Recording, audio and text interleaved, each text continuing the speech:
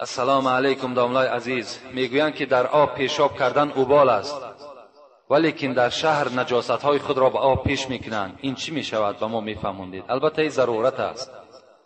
امروز این سکسی هایی که مردم ما و شما زندگی میکند، البته این از سبب بی‌شرایطی هست. رفت آمد گرانیت من دودان گپ داره. من یگان خیلی من خودم دکمه نداشته بودم. یک سال بود من رفت آمدم خطی شوفیور بردن خودش در درون در آورده من گردان بگران آمدن. با یک از شما همشهر عزیز خواهش میکنم که همون برای که با گرانیت رفت آمدن برای ماشینی و خطا نکنید. ما ماشین ما رفتگی درونش گرمای در زمستان یگان خیلی عذاب کشی نیست.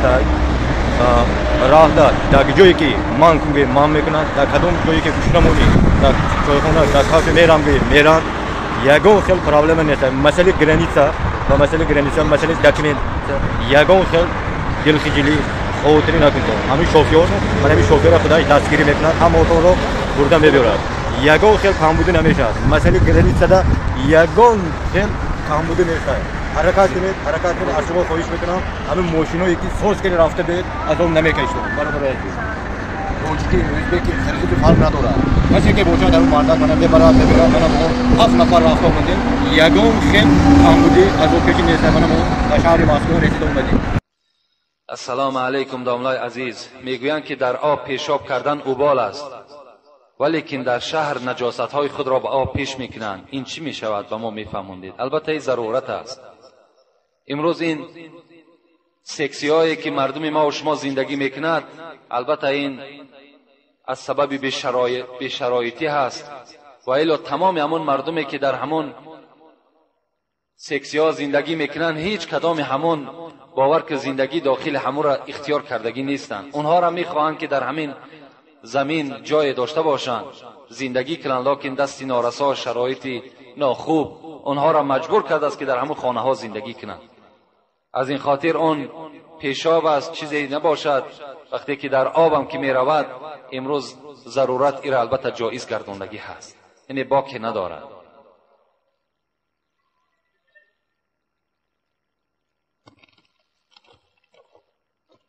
السلام علیکم حضرت حاجی میرزا مراد.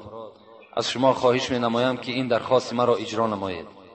من در یکی از نمازهای جمعه از زبان شما یک غزل مولوی جنونی را شنیده بودم و تنها 2 مصرع اولی آن در خاطرم هست که چنین است: تو طمع داری که با چندین گناه داخل جنت شوی ای روسیا. این غزل بر من خیلی پسند آمد و باز میخواهم این غزل را برای ما قرائت و تحلیل کرده دهید. با احترام مخلص شما. این از مولوی جنون نیست، این از مولوی رومی هست. میگوید جد تو آدم بهشتش جای بود.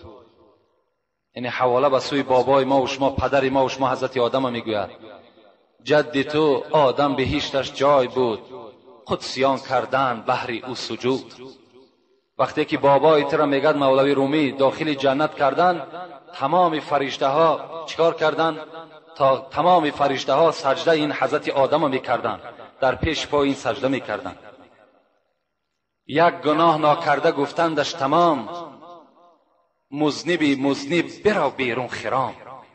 وقتی این بابای ما و شما، این پدر ما و شما حضرت آدم، وقتی که یک گندم را که خدا گفت بر اون نزدیک نشو نزدیک شد استفاده کرد، یعنی یک گندم وقتی که خورد، فرشته ها چی گفتند؟ گفتند ای آدم، گفتند ای فرزند آدم، جنت جای خطاکار نیست، جنت جای گناهگار نیست. مذنب برو بیرون خرام. تو مادامی که گناهگار شدی، این داخل جای ثوابکارها هست، بیرون شو از جنت. و خدا او را به سبب این یک گناه چیکار کرد؟ از جنت بیرونش کرد.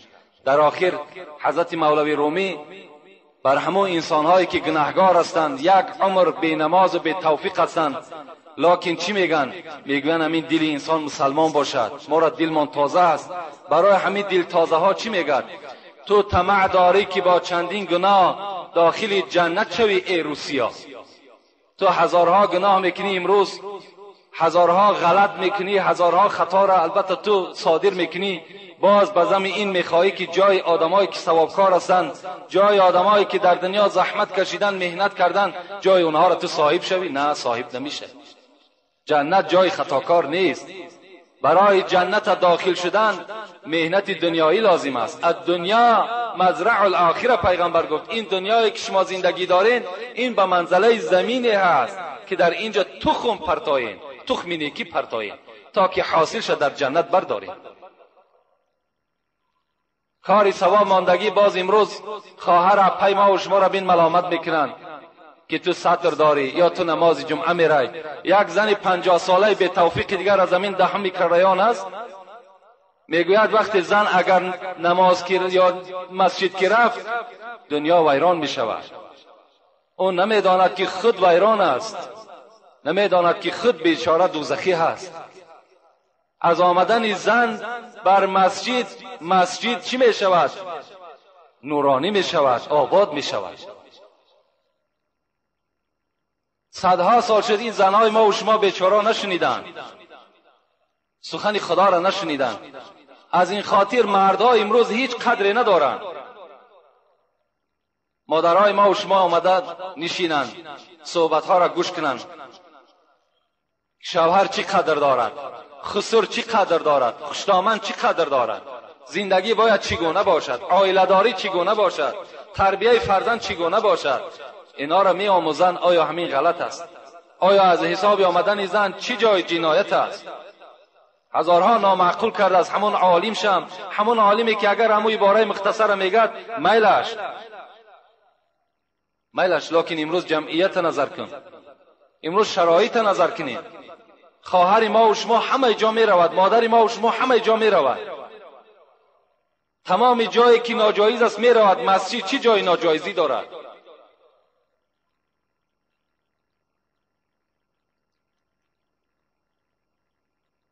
سلام علیکم حاجی بابا، اگر زن دست خود را لک مالد آیا جایز است؟ حتی در دست یک جوان بچه دیدم که ناخونش را دراز کرده است و او را لک کرده است. این چی معنا دارد؟ خواهش میکنم از شما. اگر در دست زنی که لک میمالند، همین لک های سرخی که هست، در مسئله از درالمختار میگوید که از جنابت پاک نمیشود. زنی که اگر در دستش لک میمالد، لک همین خیلی قابلیتی دارد که آب بر خودش ره نمیده. مادامی که آب که به خودش ره نداد، کل بدنش شستن در غسل جنابت فرض است. وقتی که اگر ناخونهایی که لک دارد، وقتی اونها که اگر آب نرسید، اون زن از غسل جنابت پاک نمی شود. از این خاطر در کدام دستی خواهر و اپا و زنی از شما اگر باشد، این البته شما رخصت نتین اونها را تازه کنند. و اون جوانی که البته امروز ناخونی خچه دراز میکند یا لک میکند، این شرمندگی است. اخوان جوان، مرد هستی، مرد، نام تو مرد است. تو را خداوند مرد خواندگی هست در قرآن و تو در دنیا هم دعوای مردی داری. نخواه ناخونی دراز یا لک در دست دمالی. امروز جوانای ما و شما شرم ناکرده در گردنها زیره میبندند. امروز شرم ناکرده چله ها در دست میبندند، حالا که این چی است؟ یا زینت زن هستن، آخه برای مرد نیست اینا. رسول اکرم برای همین جوانهایی که زیره دارند، لک میکنند، ناخون میکنند، چله میبندند، رسول اکرم حدیث مبارکش است که مسلم روایتش میکند: رأى رسول الله صلی الله علیه و سلم خاتما من ذهب فی ید رجل فنزعه فترحه رسول الله صلی الله علیه و سلم. رسول اکرم میگه روزی با یک جوان سلام کرد، به ناگاه دستش در چله همون جوان زد. در حال میگه چهره پیغمبر خدا متغیر شد، تغییر یافت و از دست همون جوان میگه چله را کشیدن، فنزعه فترحه، پرتافتنش. وقتی که رسول اکرم از پیش اون جوان رفت، جوانهایی که در اطراف این جوان جمع شده بودند گفتند: خذ انتفع. رسول اکرم رفت گفت: گیر از زمین بردارش، در جان خودت استفادهش کن. این جوان چی گفت؟ والله لا آخذوه ما طرح رسول الله صلی الله علیه و سلم. قسم بر آن ذاتی که جان من در دست اوست، این جوان گفت آن چیزی را که پیغمبر خدا از دست من دور کرده است من اون را دیگر باره نمیگیرم. ما نمیگیم که او را پرتاش، بلکه برده در خانه بگذارش. در یک روز وزنینی وقتی برای تو سوم لازم می شود سومش کن، در جانت، در فرزند، در خاندانت استفادهش کن، لکن برای دست تو حرام است. رسول اکرم گفت آیا شما میخواهید که پارچه علاوه دوزخ در دست خود بگردانید؟ اشاره به سوی چله طلا کرد. این برای زن زیره چله برای زن که اینم برای چی است؟ برای شوهرهاشون است، اجازت است، برای مردها جایز نیست.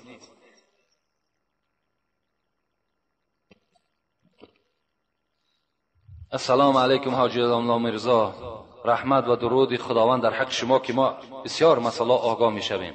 سوال من این است، در اصول دین میخوانم که تولا و تبرع چی معنا دارند؟ اصول دین هست، اصول دین برادر 8 قسم است. ما و شما میگوییم اگرچه اصول دین از ما نیست، از ما و شما اصول دین ما و شما چی است؟ بنی الاسلام علی 5. پیغمبر خدا میگوید اسلام ما و شما 5 پایه دارد. چی است؟ شهادت ان لا اله الا الله و اقام الصلاة و آت الزکات و صوم رمضان و الحج من استطاع. 5 چیزی هست در اسلام ما و شما، همین است اصول دین ما و شما. این چی است اصول دین؟ یکم کلمه شهادت گفتن است، دوم 5 وقت نماز خواندن است، سوم زکات مال دادن است، چهارم روزه ماه رمضان داشتن است، پنجم حج در گردن شخصی که قوت حج داشته باشد. همین 5 چیز از ما و شما اگر ایجاد شود، برپا شود، این معنای او را دارد که ما و شما مسلمان کامل هستیم. یکی از این نباشد در مسلمانی ما و شما نقص است، خلل است. لکن برادر گفته است در اصول دین خواندم تولا و تبرع مقام 7.5 باشد تولا، مقام 8.5 باشد تبرع. یعنی عقیده خوب است، با دشمنای خدا دشمن بودن، با دوستان خدا دوست بودن. این عقیده باید در تمام مردم مسلمان ما و شما باشد. دشمن خدا را ما و شما دشمن بداریم. چگونه ای که امروز ما را مردم غرب بد میبیند، چگونه ای که امروز مردم مسلمان زیر پای این بدبختا مانده است که ما و شما را دشمن ما و شماست، ما و شما باید دشمن اونها باشیم. آخه ما هم اونها را باید بد بینیم. چگونه ای که ما را بد میبینند؟ چرا من دشمن خودم دوست بدارم؟ چرا شخصی که خانه مرا زیر بمب قرار میدهد، چرا شخصی که با تمام تکنیک خانه مرا رشد میکند، کودک مرا نابود میکند، ما او را دوست بدارم؟ نه، دوستش نمیدارم. به خدا قسم تا قیامت ما دشمنی او هستیم و دائم حتی در نمازان دعا میکنم خداوند ریشه امریکا را کنده کنه که امروز دشمنی تمام مسلمان ما و شما شده. دنیا را ناآرام کردگی است. تا اگر در دل ما و شما عقیده نباشد که ما دشمن خدا را دشمن نداریم، حلاوت ایمان ما و شما بردن نمیتونیم، شیرینی ایمان ما و شما حس کردن نمیتونیم. شما دعای قنوت میخونید اللهم انا نستعینک و نستغفرک و نؤمن بک و نتوکل علیک و نثنی علیک الخیر نشکرک ولا نکفرک. اینجا چی میگن؟ و نخلع و نترک ما یفجرک. تو وعده داده استی و نخلع و نترک ما یفجرک. پروردگار آمد دشمنی تو را ریشه‌کن میکنم و نخلع و نترک، دشمنی تو را ترک میکنم. ما یفجرک، شخصی که دشمنی تو باشد. تو در دعای قنوت وعده میتی. از این خاطر تو هم باید دشمنی چی باشی؟ دشمنی همون یهود و دشمنی آن کسی که دشمنی مسلمان است، ما هم دشمنی او هستی. هیچگاه من دوستی البته شخصی نیستم که دشمنی قرآن باشد و دشمنی اسلام باشد. امروز شما چشمهاتون را گشاده کنین، اخبارها به طریق عیان شما را نشان دادیستند. دیروز اگر اخبارات همان تونی بلیر اگر گوش کرده باشید، سروزیر انگلیا را من گوش کردم به گوشی خودم. چی گفت؟ در نزد سعودیه گفت ما خطا کردیم، نفهمیدیم، فکر کردیم که در عراق کیمیاوی بوده است، لکن غلط شده است، نفهمیدیم. تو نفهمیدی اینقدر مرد مسلمانی که در اونجا به هلاکت رسید، اینقدر خانه هایی که نابود شد، اینا چی می شوند؟ به نام خدای بخشنده مهربان و حبیب او محمد مصطفی صلی الله علیه و سلم، درود و به پایان بر شما ای واعظ راه اسلام و حاجی محترم. ما یک گروه جوانان به شما خواهش می نمایم که به این سوال ما روشنی اندازید. در ما عادت شده است که بعد از مرگ شخص 740 را می دهند. این خیلی خراجات بسیار ممکن است یا نه؟ ما قوم را می دانیم که از برای پنجشنبگی شیده نماز جماعه خفتن و پیشین را ترک می کنند و مسجد به ملا می ماند. التماس، یعنی معرکه هایی که هفته داریم، 40 داریم، سر سال داریم، اینا در اسلام همچنان نام گذاشتگی نیست. در اسلام ما و شما من یک فتوای دارم به نام خلاصه که به نهایت فتوای با قوتی هست، فتوای مذهبی هست. باز همین فتوا در حواشیش مجموعه الفتوا گفتگی باز فتوای دارد. همون حضرت میگوید اگر کدام صدقه را که شما نام گذاشتین، مثل هفتش گفتین، سه بیگش گفتین، 40ش گفتین یا سالش گفتین، از ثوابش محروم میشین. شما نام نگذارید، بلکه اگر دستی شما میرسد خیر احسان هیچ کس راهش بستگی نیست. دستت میرسد مرحمت، لکن دستت نمیرسد. رسول اکرم گفته است لا اشتری شیئا لیس عندي ثمنه، نمیخرم چیزی مادامی که در جیب من پول نباشه. مقصد که من پول ندارم، قرض کرده خیر احسان نمیکنم، پنجشنبگی نمیکنم، سر سال نمیکنم، مادامی که قوت من نرسد. قوت شما نمیرسد خیر احسان کنین، در نزد خدا شما ثواب نمیگیرین، بلکه شما گناهکار میشین، زیرا حق فرزندای خودتان را چیکار کردین؟ پایمال کردین. از این خاطر اسلام ما و شما بدنام نکنین. اسلام ما و شما را مجبور نمیکند. همان خدایی که خالق همه شماست و شما میگوید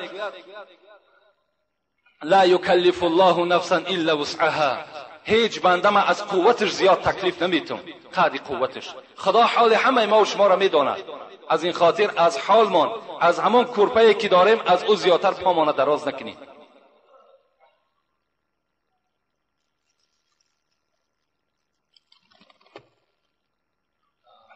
السلام علیکم برادر محترم داملا میرزا.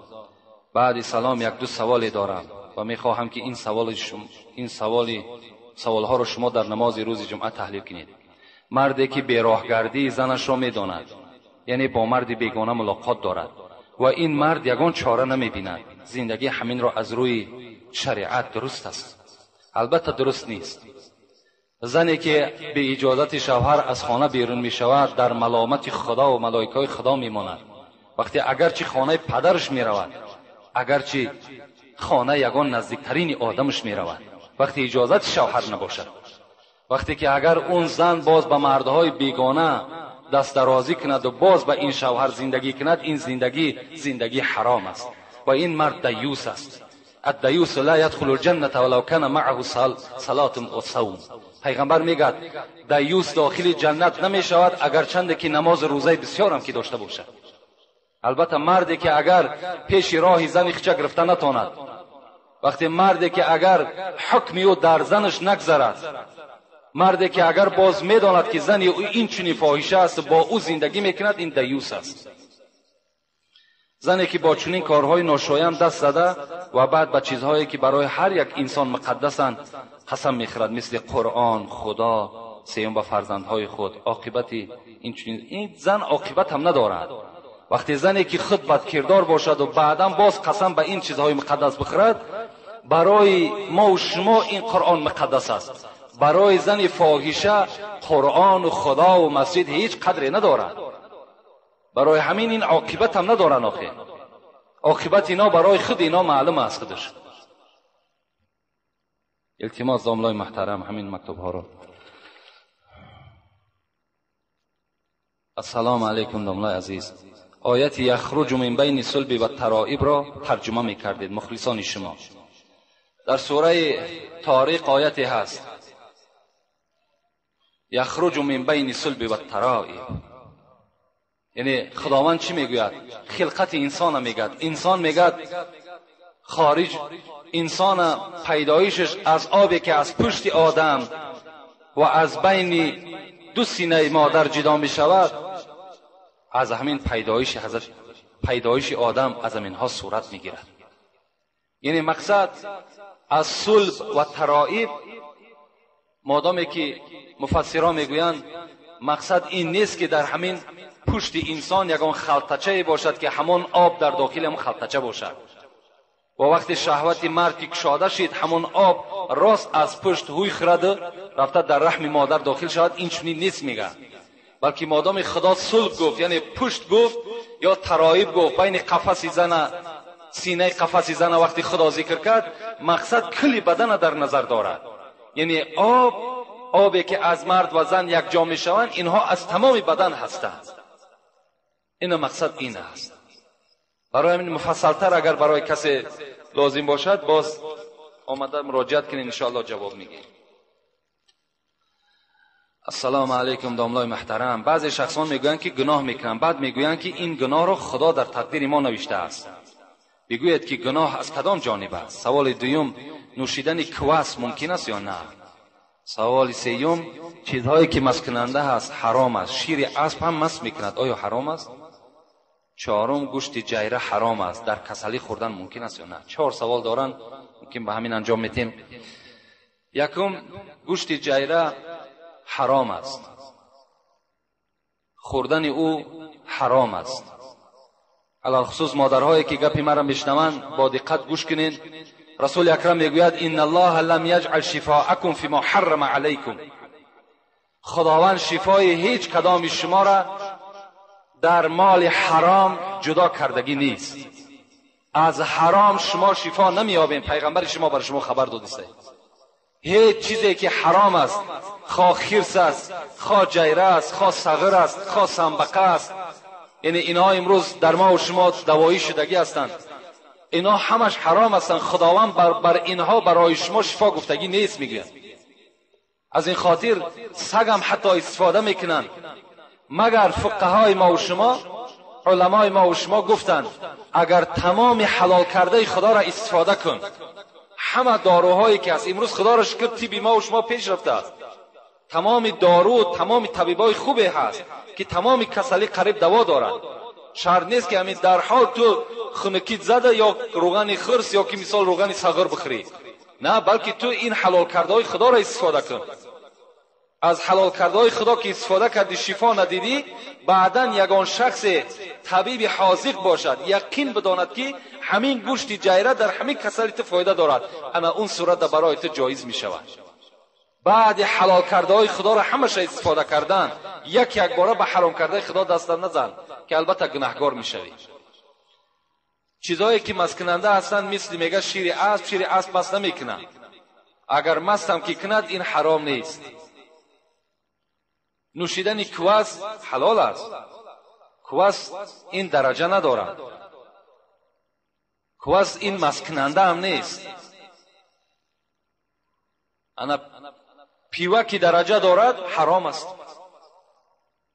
مثال آدمی که اگر پیوه را می نوشد، اگر مثال بگیم نیم سطلش هم که اگر مست کند یک قطرش هم حرام است، لیکن کواس مست کننده نیست. و این سوال بالاگی کردن من مختصرا جواب میگم.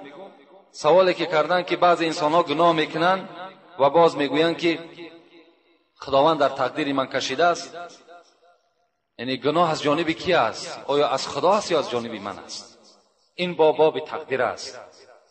تقدیر بسیار یک مسئله مهمی هست که شاید که عقل ما و شما بر این نگیرد.